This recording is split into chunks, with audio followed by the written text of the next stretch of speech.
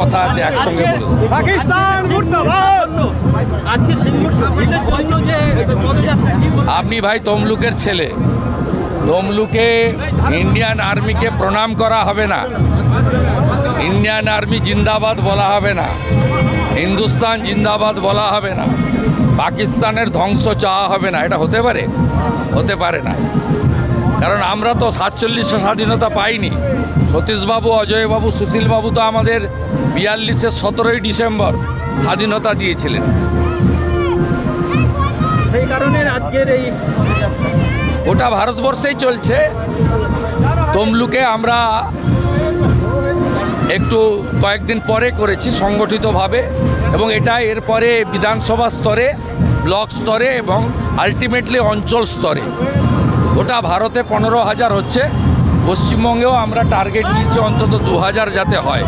ইতিমধ্যে প্রায় 400 থেকে 500 তেরেঙ্গা যাত্রা হয়েছে।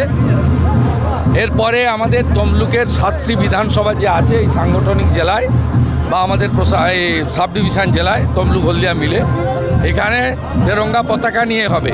এখানে রাজনীতির কোনো বক্তব্য নেই।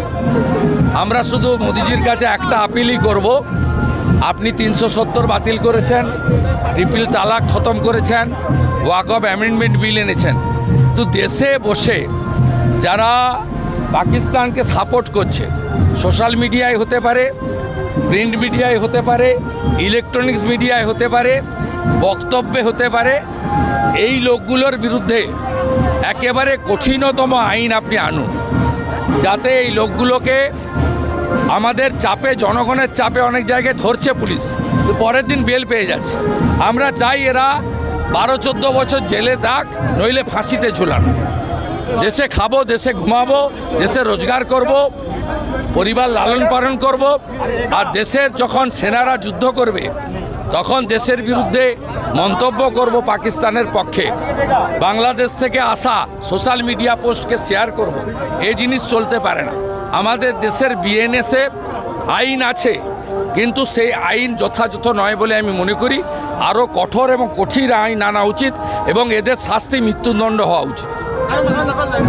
জানতাম নেই ওনাকে কিভাবে পশ্চিমবাংলায় এবারে ব্লিচিং ফিনাইল দিয়ে পরিষ্কার করে ভোট কি করে করতে হয়, আমার বিশ্বাস ইলেকশন কমিশন সেটা করে দেখাবে। আর বিজেপি আমরা চৌকিদারের ভূমিকা নেব। অভিষেক যাচ্ছে বিদেশে।